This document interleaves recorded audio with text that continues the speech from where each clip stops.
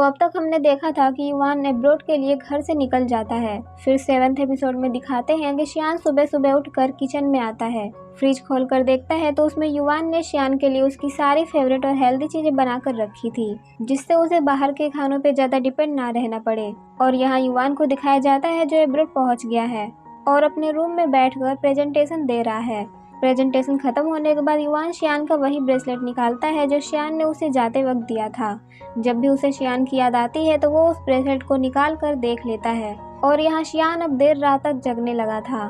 फिर ऐसे ही करते करते 1 साल बीत जाता है। न्यू ईयर के दिन का सीन दिखाया जाता है जिसमें सेलिब्रेशन के नाम पर शियान बस ड्रिंक किए जा रहा था। लिली उसे रोकती है कि बहुत हुआ, आपके हेल्थ के लिए ये बिल्कुल भी अच्छा नहीं है। लेकिन शियान नहीं मानता तो वो उसे अपने साथ नाइट मार्केट चलने के लिए कहती है, क्योंकि ये 1 साल में सिर्फ एक ही बार आता है। लेकिन शियान उसे भी मना कर देता है और सानपांग के साथ चले जाने के लिए कहता है। तो लिली कहती है, क्यों नहीं जा सकते आप, मैं साल भर में सिर्फ एक ही बार तो आती हूँ। हॉलीडे के बाद मुझे फिर से अपने डोम जाना होगा। तो सानपांग लिली से उसे अपना कोट लाने के लिए कहता है, जिससे वो साथ में नाइट मार्केट जा सके। और फिर लिली चली जाती है। तो सानपांग शियान को समझाता है कि तुम्हें नहीं लगता कि तुम्हें अपनी बहन का और ख्याल रखना चाहिए। युवान के जाने के बाद शियान ने लिली का तो क्या खुद का भी ख्याल रखना बिल्कुल बंद कर दिया था। वो ओवर ड्रिंक करने लगा था और रेगुलर अपने मील्स नहीं लेता था और काम के लिए देर रात तक जगने लगा था। इसलिए सानपांग को उस पर बहुत गुस्सा आता है और उससे कहता है कि मुझे उसे उस वक्त ही रोक लेना चाहिए था, कम से कम तुम ऐसे तो नहीं रहते। फिर दोनों के जाने के बाद किसी का कॉल आता है तो शियान रिसीव करने के लिए जाता है कि अचानक से उसके सर में बहुत जोर से पेन होता है और वो वहीं गिर जाता है। कॉल के उस साइड युवान था, जिसने लिली को न्यू ईयर विश करने के लिए कॉल किया था। लेकिन जब वो कॉल के इस पार किसी के गिरने की आवाज़ सुनता है तो वो बहुत ज़्यादा परेशान हो जाता है। फिर वो तुरंत सानपांग को कॉल करके इसके बारे में बताता है। सानपांग घर आकर देखता है तो शियान जमीन पर पड़ा हुआ था। सानपांग युवान से कहता है कि तुम्हारा भाई बिल्कुल ठीक है, वो बस बहुत ज़्यादा ड्रंक था। फिर सानपांग उसे उठाकर बैठाता है तो शियान लिली के बारे में पूछने लगता है कि वो भी कहाँ है। तो सानपांग कहता है कि वो भी नाइट मार्केट में है। तो शियान पूछता है, फिर तुम उसे अकेले छोड़कर क्यों आ गए। तो सानपांग कहता है कि मुझे युवान का कॉल आया था और अगर मैंने उसका कॉल रिसीव नहीं किया होता तो मुझे पता ही नहीं चलता जो अभी हुआ, और ये तुम्हारे नशे की वजह से हुआ या फिर तुम्हारी पुरानी बीमारी की वजह से। तो शियान कहने लगता है कि वो बिल्कुल ठीक है, उसे कुछ भी नहीं हुआ है। तो सानपांग कहता है कि कुछ भी ठीक नहीं है, मुझे तुम्हारी इस बीमारी के बारे में सबको बताना चाहिए। जिसके बाद वो युवान के पास कॉल करने लगता है। तो शियान उसे जल्दी से ऐसा करने से रोकता है, क्योंकि उसे पता है अगर एक बार शियान को उसकी बीमारी के बारे में पता चला तो वो सब कुछ छोड़ छाड़ के वापस आ जाएगा। इसलिए शियान बिल्कुल भी नहीं चाहता था कि उसे यहाँ आने के लिए कोई भी रीज़न मिले। तो सानपांग उससे पूछता है कि ईमानदारी से बताना, कहीं तुम्हें युवान के लिए फीलिंग्स तो नहीं है। लेकिन शियान इसका कोई जवाब नहीं देता और फिर वो उसी हालत में उठकर कहता है कि मुझे कुछ साफ सफाई करनी बाकी है। तो सानपांग समझ जाता है कि ये मेरे सवाल का जवाब नहीं देने वाला, तो वो उसे उसके रूम में जाकर रेस्ट करने के लिए कहता है, क्योंकि उसकी हालत बहुत ज़्यादा खराब थी। फिर नेक्स्ट मॉर्निंग दिखाया जाता है कि शियान जब सो के उठता है तो उसके सर में बहुत ज़्यादा पेन था। तभी उसके पास युवान का मैसेज आता है जिसमें लिखा था कि मुझे खुशी है कि आप ठीक हो। और फिर वो बताता है कि ये जो दिल का दर्द है वो सच में एक पर्सन को बदल सकता है। ये पागलपन, जलन और चिंता और हम जो चाहते हैं उसे ना पाने का गुस्सा, आखिर में जाकर ये सब खत्म हो जाता है। और ये बात मैंने यहाँ आने के बाद जानी है। अब तो मेरे लिए बस यही बात मायने रखती है कि आप खुश रहें। इसलिए प्लीज़ अब आप मुझे चिंता में मत डालो और खुद का ख्याल रखो। इसके बाद शियान युवान के रूम में आता है और देखता है तो उसके रूम में बहुत ज़्यादा धूल जमी हुई थी और वहीं उसके डेस्क पर एक लेटर रखा हुआ था जो युवान ने शियान के लिए रखा था। उसमें लिखा होता है कि सभी को कभी ना कभी गुड बाय बोलना होता है, लेकिन मैं डरा हुआ हूँ। क्या होगा अगर हम दोबारा कभी मिल ही ना पाए और आपको कभी पता ही ना चले कि कोई ऐसा था जो आपको बहुत पसंद करता था। इसलिए शियान, मुझे इतने दिनों के लिए खुद से दूर मत करो, मुझे अपना चेहरा और आवाज़ भूलने मत दो।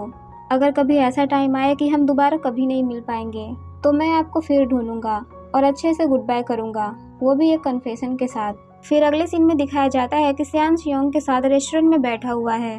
रेस्टोरेंट का मालिक पूछता है कि मैंने तुम्हारे भाई को इतने दिनों से देखा नहीं। तो शियान कहता है कि वो एब्रोड में अपनी आगे की स्टडी के लिए गया है। तो शियोंग कहता है तो फिर तुम अपने मील्स रेगुलर लिया करो, नहीं तो युवान हमें ब्लेम करेगा कि हमने तुम्हारा अच्छे से ख्याल नहीं रखा। और मैं सच में नहीं जानता कि तुम दोनों के बीच आखिर हुआ क्या, कि अचानक से तुमने उसे स्टडी के लिए अब्रॉड भेज दिया। लेकिन मैं तुम्हें अपना एक सीक्रेट बताता हूँ। जब मेरी वाइफ चली गई थी तो मैं सच में बहुत ज़्यादा दुखी था, इतना कि मैंने फिर मॉन्क बनने का डिसीजन ले लिया। मैं टेम्पल गया, पूरा हेड सेव कर दिया, फास्ट भी रखा, लेकिन मास्टर ने मुझे 1 महीने के अंदर ही निकाल दिया, क्योंकि उन्होंने कहा कि मेरे दिल में अभी भी कुछ ऐसा है जो मैं निकाल नहीं पाया था। मैं अचानक से इतने नीचे गिर गया कि मुझे नहीं लग रहा था कि मैं फिर कभी ऊपर उठ पाऊंगा। लेकिन फिर तभी मेरी मुलाकात एक यंग मैन से हुई। वो बहुत यंग था, लेकिन उसने अपने सिबलिंग्स की देखभाल के लिए अपनी पूरी जिम्मेदारी ली थी। जब मैंने ये देखा तो मुझे अचानक से समझ आया कि लाइफ इतनी भी हार्ड नहीं है जितना हम उसे खुद से बना देते हैं। फिर नेक्स्ट सीन में दिखाया जाता है कि शियान युवान के रूम में आकर उसका रूम साफ करने लगता है। उसके रूम के हर एक चीज़ को वो साफ करता है। लिली ने जो गिफ्ट के तौर पर कैक्टस दिया था उसकी वो केयर करता है। युवान की बेडशीट बदलता है और हमेशा रूम से निकलने से पहले वो लैम्प चालू करके जाता है, और अब ये रोज का हो गया था। और यहाँ युवान के पास शियान की याद के तौर पर बस एक ब्रेसलेट था, जिसे देखकर शियान को वो याद कर लिया करता था। ऐसे करते करते पूरे 4 साल बीत जाते हैं, और अभी भी जब वो ऑफिस से घर आता है तो उसे पास्ट की कुछ मेमोरीज याद आती हैं कि कैसे युवान और लिली साथ में मस्ती किया करते थे। फिर वो वॉल पे आकर देखता है जिसपे हर साल युवान और लिली की हाइट लिखी जाती थी, और जब से युवान गया था तब से उसकी हाइट नहीं लिखी गई थी। तो वो अपना फ़ोन निकालता है और युवान का मैसेज देखने लगता है। उस चैट में युवान ही सिर्फ मैसेज सेंड किया करता था, और यहाँ शियान के पास से कोई भी रिप्लाई नहीं जाता था। लेकिन युवान की बात लिली से हुआ करती थी, इसलिए उसे शियान के बारे में सब कुछ पता रहता था।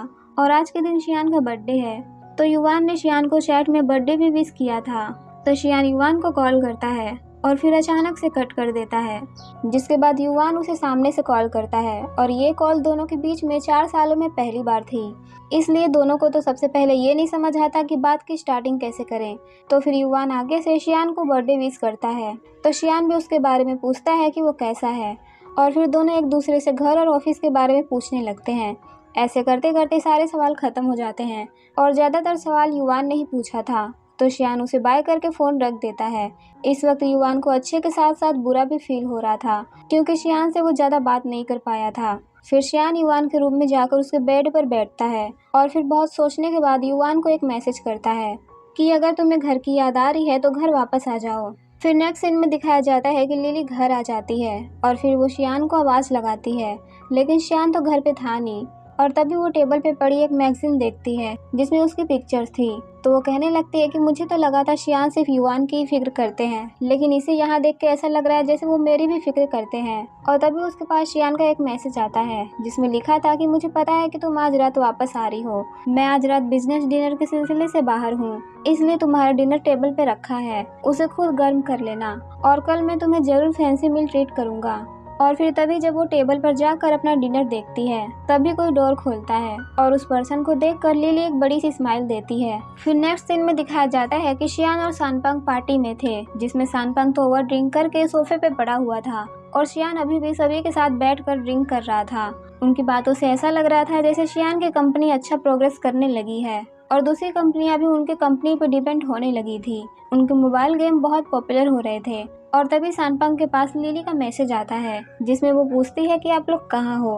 तो सानपंग होटल का लोकेशन बताता है, और फिर उसके बाद उन लोगों के साथ बैठकर ड्रिंक करने लगता है। होटल से निकलते वक्त सभी दूसरे बार में ड्रिंक करने के लिए बात करते हैं, लेकिन शियान बहुत टायर्ड लग रहा था, तो वो लोग उसके लिए टैक्सी बुलाने का सोचते हैं। तभी उनके पास एक कार आकर रुकती है, और उसमें से युवान निकलता है। वो सभी को ग्रीट करता है और कहता है कि मैं वही शियान का ब्रदर हूँ। ड्रिंक के बाद वो खुद को संभाल नहीं पाते, इसलिए मैं उन्हें घर ले जा रहा हूँ। जिन्होंने युवान को पहली बार देखा था वो पूछते हैं कि ये लड़का कौन है। शियान अपने होश में नहीं था, तो वो सबको बताता है कि ये मेरा छोटा भाई है।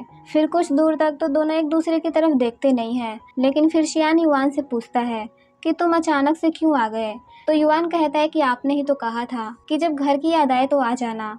जिसके बाद युवान शियान को रेस्ट करने के लिए कहता है, और जब वो उसके सर के पीछे अपना हाथ करता है तो शियान उसके कंधे पे सो जाता है। और युवान जो शियान को इतने दिनों बाद देख रहा था वो शियान को अपने कंधे पे सोता देख इमोशनल हो जाता है। फिर अगले सीन में दिखाया जाता है कि घर पे शियान के ज़्यादा ड्रिंक करने की वजह से वो वोमिट कर रहा था, और युवान उसे संभाल रहा था। वो लिली से हनी वाटर लाने के लिए कहता है तो लिली हनी वाटर लाती है और युवान से कहती है कि तुम्हें पता नहीं होगा, ये हमेशा ऐसे ही पार्टी से आते हैं और उस कॉमोड को कई बार हक करने के बाद वो वैसे ही मुझे हक कर लेते हैं। तो शियान कहता है कि बिजनेस ऐसे ही चलता है। तो युवान कहता है कि क्या मतलब है आपका कि बिजनेस ऐसे ही चलता है, अगली बार उनसे कहिएगा कि मेरा छोटा भाई आ गया है और उसे बिल्कुल अच्छा नहीं लगता जब मैं पीता हूँ, और अगर मैंने गलती से पी लिया तो मुझे पनिशमेंट मिलेगी। तो लिली कहने लगती है कि युवान तुम काफी चेंज लग रहे हो। तो युवान उसे चिढ़ाते हुए कहने लगता है कि कुछ दिन पहले तुम भी तो एक कैमरे में कैप्चर हुई थी, वो भी कुछ लड़कों के साथ। तो लिली युवान से गुस्से में कहती है कि तुम्हें एक अच्छे इंसान की तरह बिहेव करना चाहिए, बकवास मत करो। मैं बस अपने कुछ फ्रेंड्स के साथ थी और हम सब साथ में डिनर कर रहे थे और तभी पेपराजी ने हमारी पिक्चर्स ले ली थी। तुम फालतू में बात का बतंगड़ बना रहे हो और अगर ऐसे ही करते रहोगे तो मैं एक बॉयफ्रेंड कैसे ढूंढूंगी। तो युवान कहता है कि शियान इसके पास एक बॉयफ्रेंड है। तो लिली गुस्से में कहती है कि ऐसा मत सोचना कि तुम बहुत बड़े आदमी हो गए हो बस इसलिए क्योंकि तुम अब्रॉड में स्टडी करके आए। मैं भी अब्रॉड गई हुई थी, इसलिए हमारा लेवल सेम है। और इसी तरह एक दूसरे को टॉन्ट मारते हुए दोनों पहले की तरह दोबारा लड़ने लगते हैं और दोनों को लड़ते हुए देखकर शियान को बहुत अच्छा लगता है। और उसी के साथ बड़े दिनों बाद उसके फेस पर एक स्माइल थी क्योंकि दोबारा सब कुछ पहले जैसा हो गया था। और फिर इसी सीन के साथ ये एपिसोड यहीं खत्म होता है। मिलते हैं आपसे नेक्स्ट एपिसोड में, तब तक के लिए बाय।